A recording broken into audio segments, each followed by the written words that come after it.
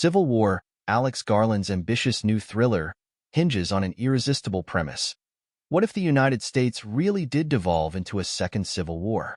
It's an intriguing narrative idea, made all the more effective by the current polarized state of American democracy.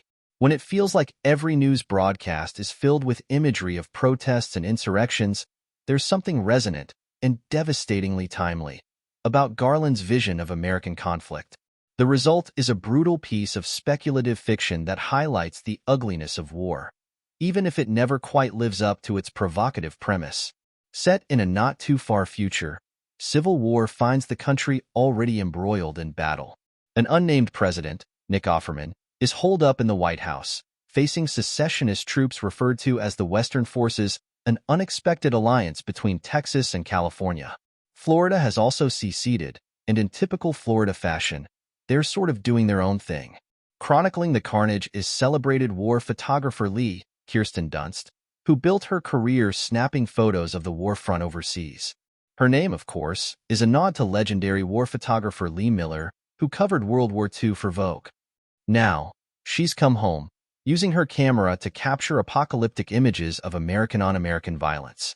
After reporting on protests in a ravaged New York City, she and her colleague Joel Wagner-Mora make plans to head south, journeying to the front lines in Charlottesville, Virginia, before trekking to D.C. to try to score an interview with the president.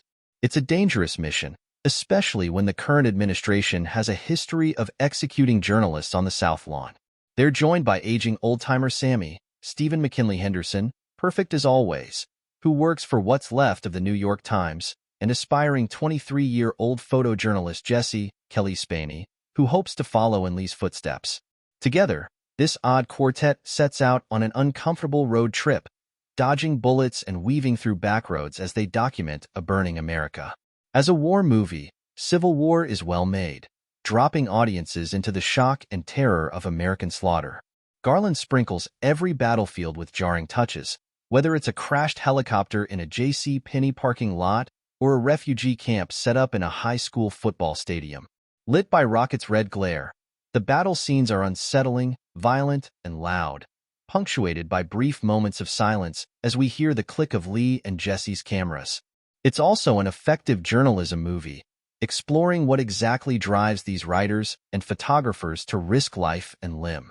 At first, Jessie is horrified by the violence she witnesses, and early on, when she encounters a man brutalizing two captives at a rural gas station, she freezes. But as the journey continues, she's slowly desensitized to the trauma, chasing every new skirmish like a combat adrenaline junkie. But as a political movie, Civil War is less effective. Garland is careful never to explain why the war has broken out, but instead is more interested in capturing the anarchy. We learn that Lee made her name covering something called the Antifa Massacre, but the film never confirms who was massacred, or who did the massacring. Similarly, little is known about Offerman's POTUS and his potential political leanings, only that he's now in his third term and has already disbanded the FBI. All that political ambiguity is an intentional choice, but it feels like a cheap one. Civil War feels kind of like a political pundit who likes to just ask questions, but never actually engage with them on a deeper level. Even as Garland's vision remains frustratingly opaque, it's elevated by some stellar performances. Dunst is unsurprisingly excellent as Lee, who chronicles the carnage with the world-weary resolve of someone who's seen 1,000 firefights and 1,000 bloodstains.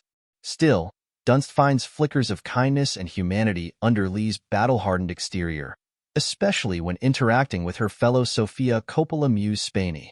The 25-year-old Priscilla actress perfectly balances Jesse's wide-eyed naivety and tenaciousness, as the young journalist is horrified by the violence but unable to look away. Together, they make an unlikely mentor-mentee relationship. Lee can't help but resentfully pass on her knowledge, even as she's internally begging Jesse to run to safety. Plus, the eternally underrated Henderson shines as Sammy, bringing a warmth and veteran stability to the trip. But above all, Civil War is here for the carnage, and Garland captures the chaos with an unflinching eye, just as his journalistic protagonists do.